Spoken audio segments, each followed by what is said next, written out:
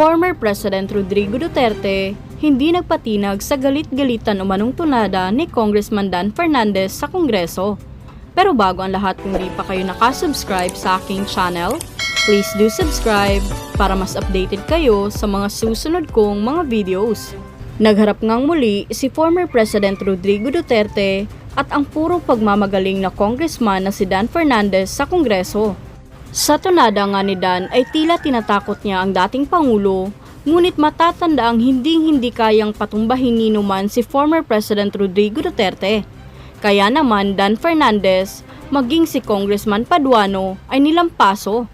More than 20 police officers are currently in detention right now, Mr. President. The PNP chief said that numbers remind us that the impact of the anti-drug campaign was deeply felt by our police force as well. He noted that even as former President Duterte publicly committed to supporting those enforcing the campaign, he said there is no official record that these commitments were fully realized. I was not asked even for a minute So, to Mr. tumulong and for what a particular purpose. Then I will now make this promise.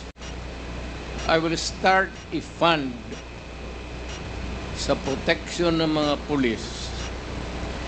I'm putting up 1 million. Paghahanap ako, meron akong 1 million. Hindi ako kung meron million lang, magbubula ako, sabihin ko wala. Mr. Chairman. I'll start. Yeah. But I'll raise a fund para tulungan yung mga pulis. Mr. President. And I will personally appear in court. Ako mismo ang mag-defense counsel nila.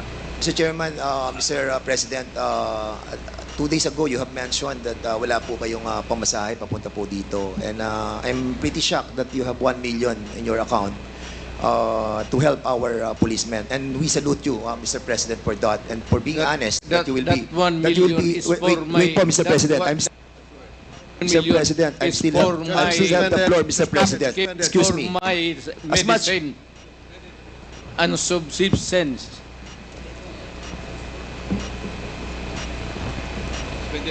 No, suspended tayo, suspended.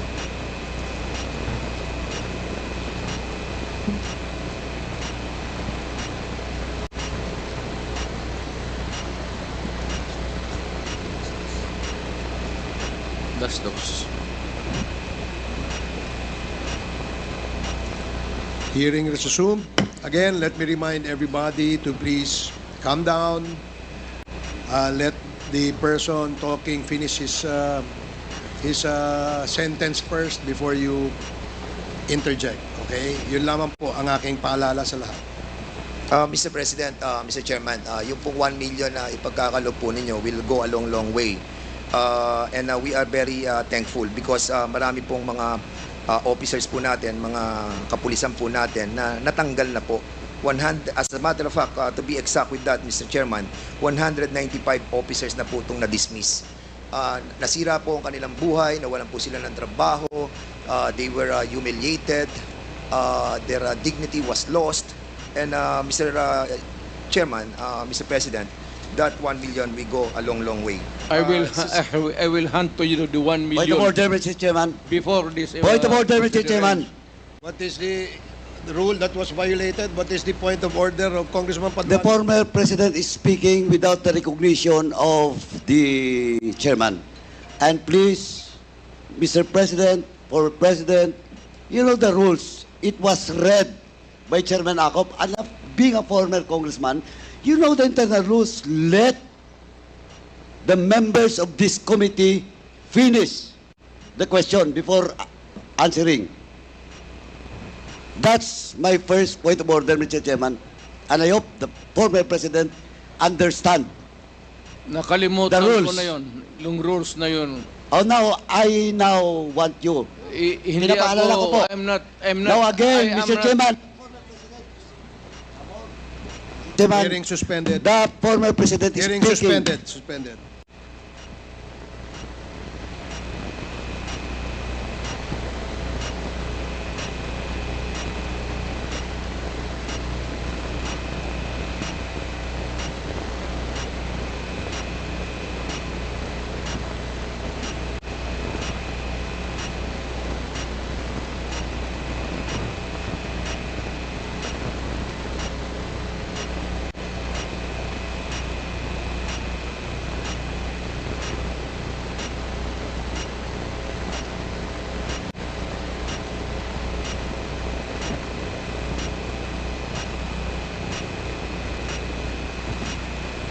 Hearing is resumed.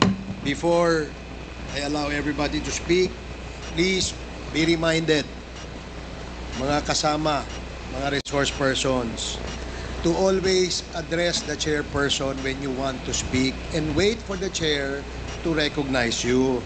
Para ho maganda yung communication, yung palitan po ng ating komunikasyon. Mahirap po kasi na nag-uunahan tayo magsalita, dadating po sa punto, nagtataasan na ho tayo ng boses, ayaw naman po nating mangyari yan because napaka-maselan at napaka-importante nitong ating pinag-uusapan. I do request from our resource person to please address the chair first before we speak, and the same as well to the members. No, please address the chair. Let me be the traffic enforcer here para malinaw at maayos ang ating hearing sa ngayong umaga. So I hope that I made myself clear, and I'd like to ask Congressman Paduano to please proceed. Hindi, Mr. Chairman, just a short manifestation lang po. Kasi po, before we start the interpellation, malinaw po na it was discussed to all resource persons and even to the members, the rules in this committee. And the former president is keep on violating that rules. Sabi ko na nga, he was then a former congressman and he knows the rules. Please respect this committee, Mr. President. And please, once again, that was my first point order, and I hope it will not happen again. Please wait for the recognition of the chairman before you speak. Thank you, Mr. Chairman. Thank you, Congressman Paduano. Your manifestation is Mr. noted. Chairman. Now we will now proceed with Congressman Dan Yes. Fernandez. Mr. Chairman. Wait for the chair to recognize you first, please. I'm sorry, Mr. Chairman. Ulitin Sige po, Okay, okay. please wait for the chair to recognize you before you speak. Now you are recognized, Congressman Dan Thank you, Fernandez. Mr. Chairman. Mr. Chairman, ang nabanggit po dito ay 195 officers were dismissed over the 6-year period. Ang tanong ko po, Mr. President, bakit ngayon nyo lang po ipagkakaloob yung 1 million samantalang na-dismiss na po ito pong 195 officers? I do not have the records. Sir, Wala po. hindi ako Polcom. So, hindi ko alam yan. But being the former president, sir, you have this I know that capacity. some policemen were dismissed. Because it was promised by you that you will, sabi niyo po ay sagot niyo silang lahat. But unfortunately, ito po nga po, nakita po natin, nagre-react na po ang PNP. And ang feeling po nila ay they were left alone, Well, Mr. President. if you're citing the records, then I would admit it. Na yun, totoo yan. Yes, I agree with that. Walang problema. Sinabi mo eh. Hindi, I agree with that, Mr. President. But my question is, bakit po natin silang napabayaang katulad po nito? Sagot niyo po sila. Pero 195 man na-dismissed, 398 cops facing dismissal, 1,286 dead, at yung iba po ay wounded. Were we able to help them, Mr. President? Well, alam mo, sir, if you work for a government, there are rules to be followed. It is not just because you are a policeman that you're always correct. It is not safe to say that you are a mayor that you are always correct, that you rule the city by your own. Maraming nagkakamali, and there must be a reason for their dismissal. There cannot be a dismissal without a lawful ground. Kung napaalis yan, sir, meron talagang kasalanan. Hindi mo pwedeng basta i-dismiss mo lang yung pulit.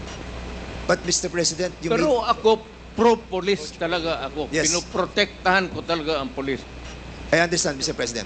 But you made the promise, Mr. President, that sagot nyo sila. Sagot ko. And yun po ang problema natin, Mr. President, Mr. Chairman, that after 6 years, ngayon lang po tayo magbibigay ng tulong para po sa kanila. Hindi. The record will show, Mr. President. Hindi mo, yan ang record. Hindi, walang record ng bigas, pati pera, No, Mr. President. binigay ko What sa I'm trying to pamilya say, nila. the record will show that wala pong tulong natanggap ang lahat ng ito. Hindi po ako nagsasalita nito, Mr. President. Ang nagsasalita po nito ay si Chief PNP Marbil. Alam mo si Marvin, you remind him, hindi nakalista yung mga bigas na binigay ko sa mga pamilya ng polis, pera, enrollment ng mga bata. Hindi nakalista dyan. You Mr. President. remind that Marvel to Mr. President, use your...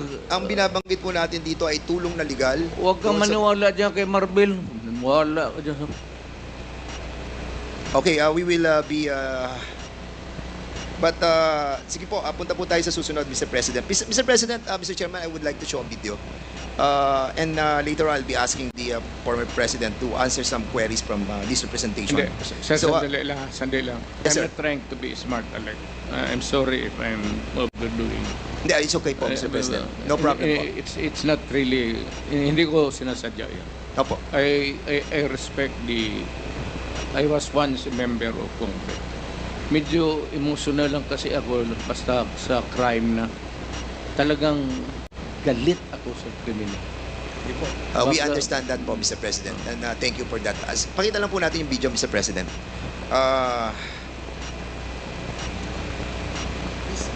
Video, please.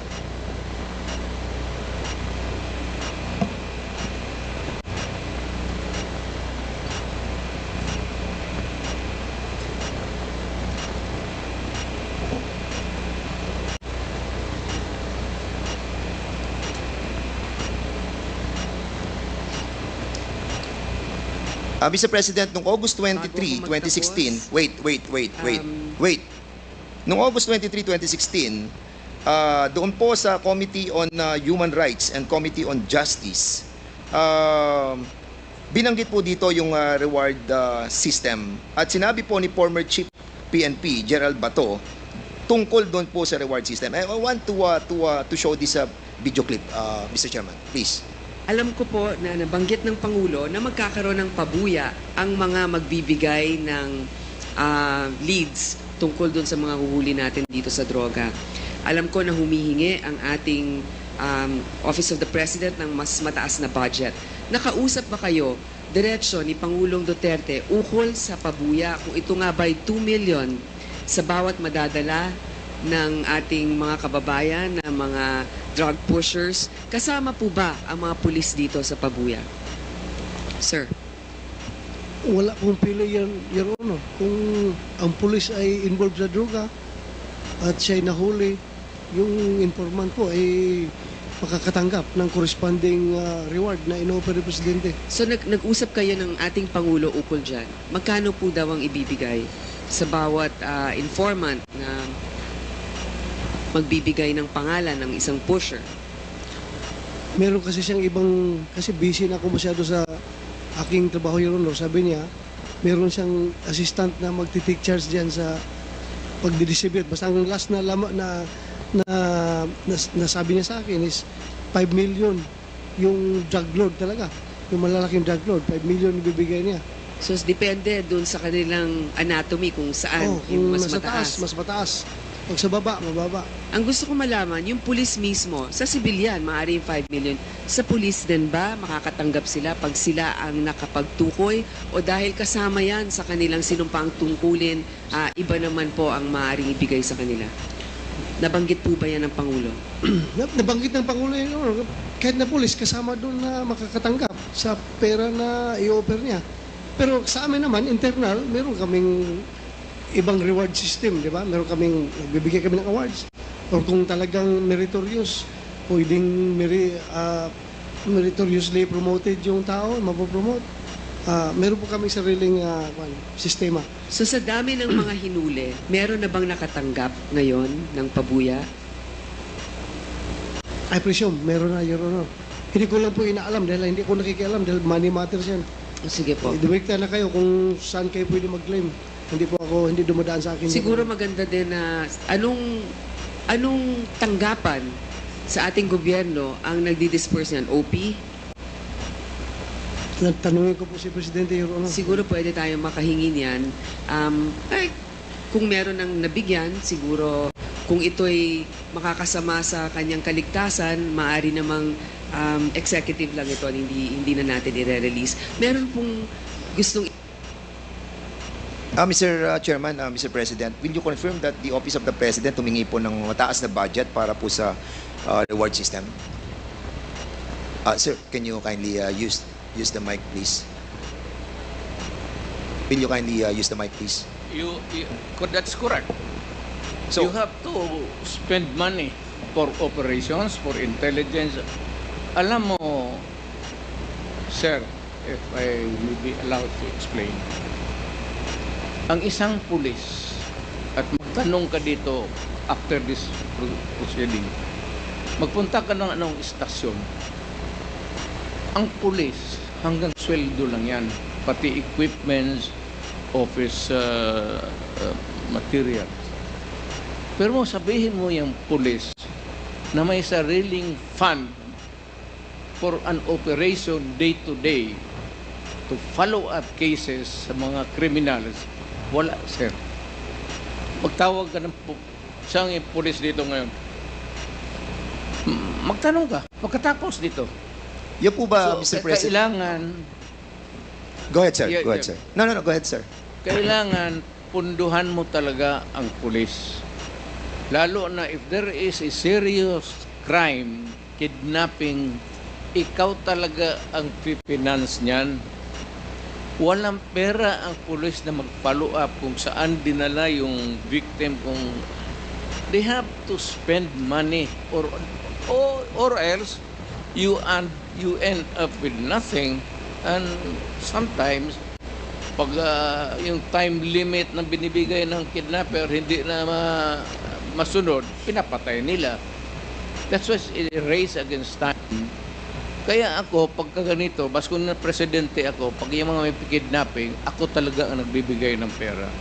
At ang order ko sa kanila, sir, nandito na lang rin tayo, pag nahuli ninyo, patayin ninyo lahat. Huwag ninyong dalhin sa Sir, pupunta ng presuhan niya, papakainin ko pa yung mga... Mr. President, thank you so much for refraining yourself from speaking bad yeah, words. sir. We appreciate that. No? Nakikita po namin na talagang pinipigilan nyo ang sarili nyo. Takot ako sa inyo, sir. Hindi po, sir. Natutuwa po kami dahil nga nagiging maayos po yung ating Totoo. usapan po, sir. Sir, kasi po may... Sweating hands, oh. Takot talaga ako sa inyo. Kami rin po, malabig din po kamay namin dahil Mr. President, medyo nabanggit din po dito ni Gerald Bato during that time that siya po ay tinatanong ni Senator Grace po na sinasabi na sino magdi-disperse dun sa Office of the President. At may sinasabi po si General Bato, sino po ba yung sinasabi na assistant na magdi-disperse po nung pera para sa reward system? Yes. Sino po, Mr. President?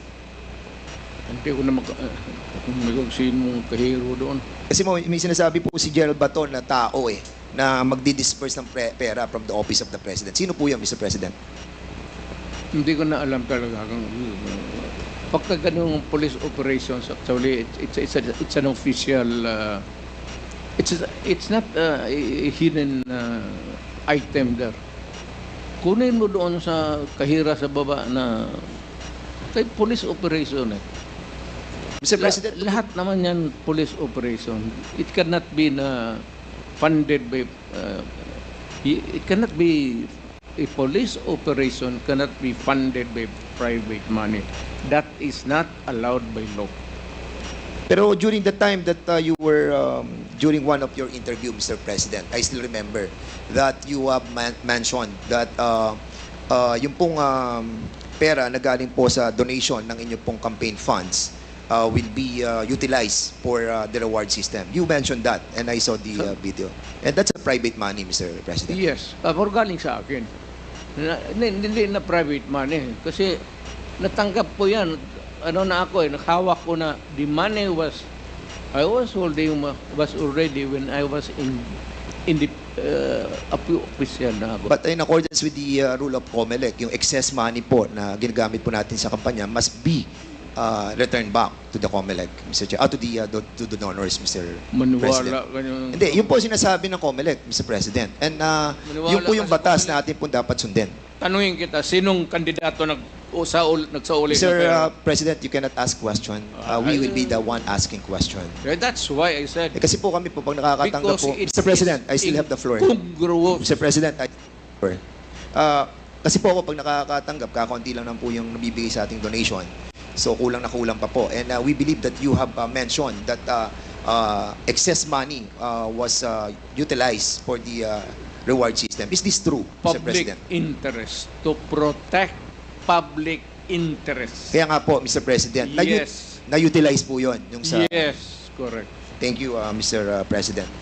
Mr. President, binanggit po natin, isa sa mga pronouncement din po ninyo, that in no matter, sabi niyo po, that you won't apologize to the thousands of people who died and families who suffered because it is your belief that it's worth killing drug addicts and pushers. Dahil nga sa sinabi niyo rin yung don't destroy my country because I will kill you. Nabanggit niyo po ito, Mr. Yeah. President. And Correct. would you also agree with me, Mr. President, that there are so many forms and ways how to destroy a country? Again, sir?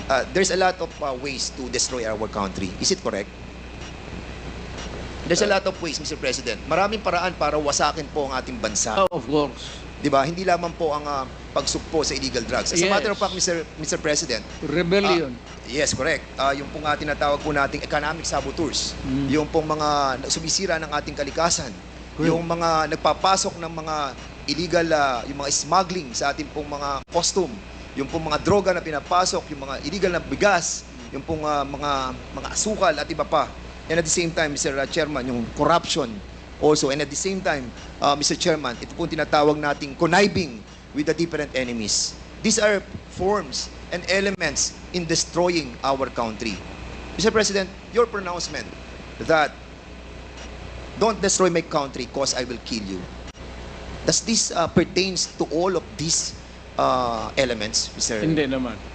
Sir, I was really particularly worried because yung droga kasi ang target yung mga bata. Hindi tayo.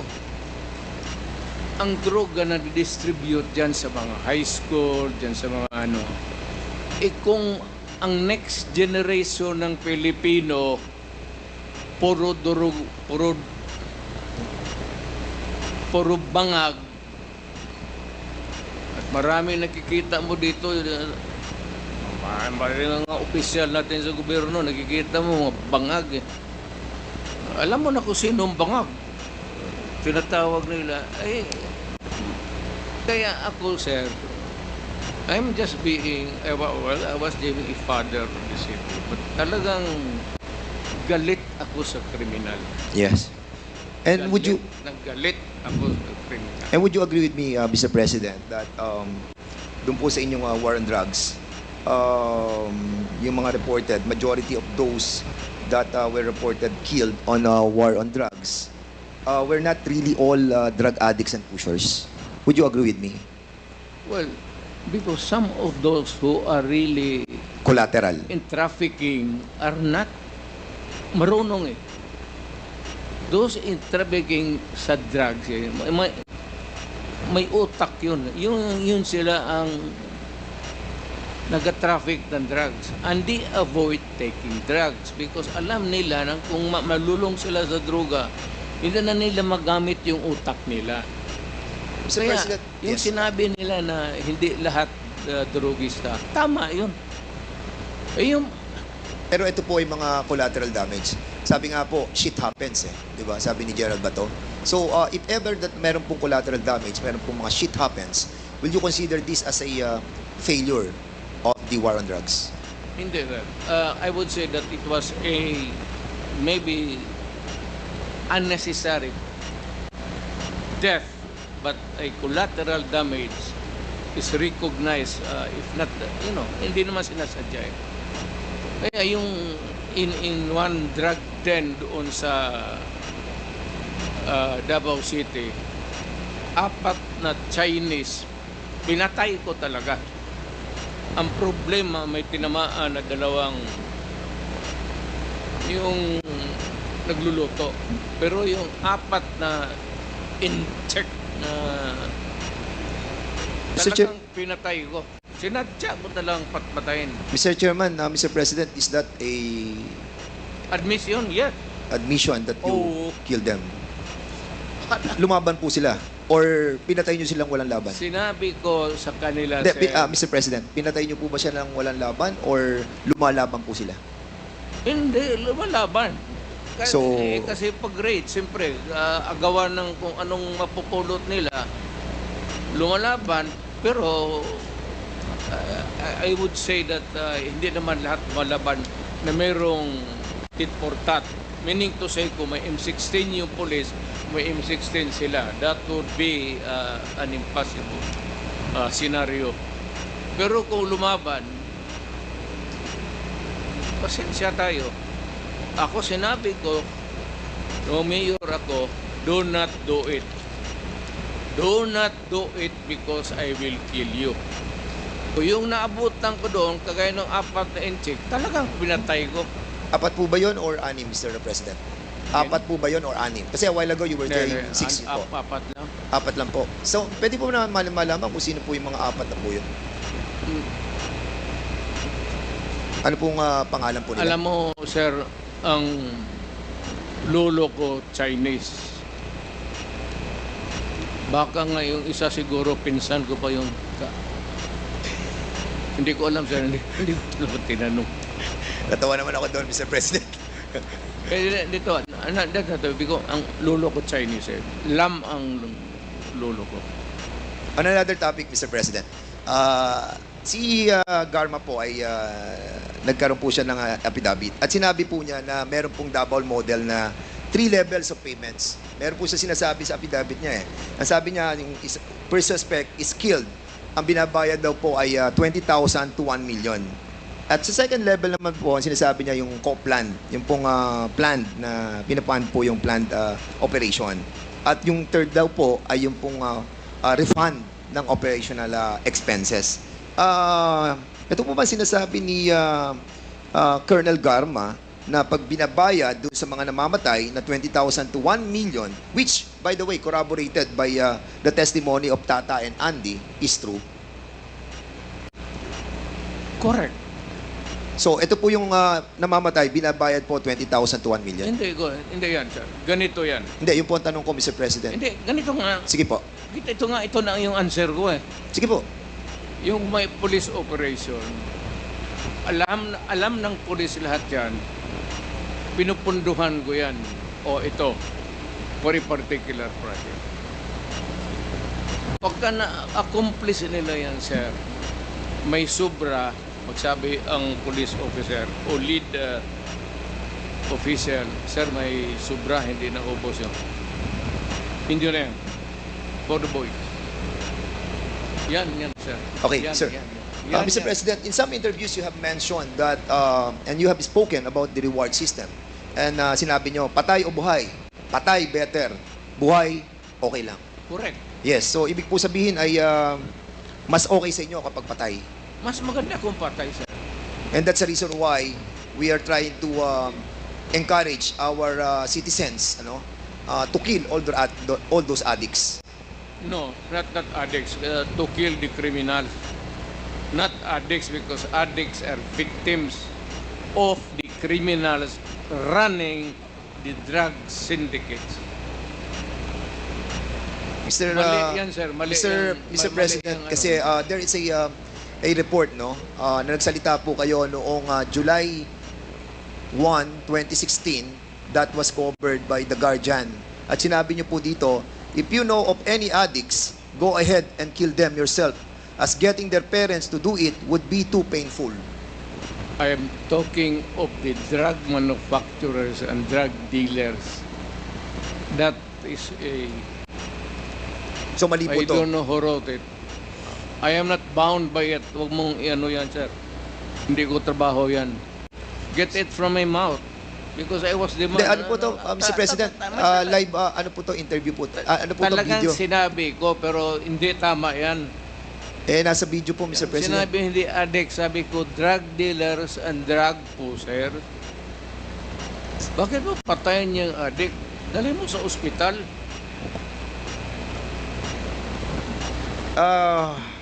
It's a common sense.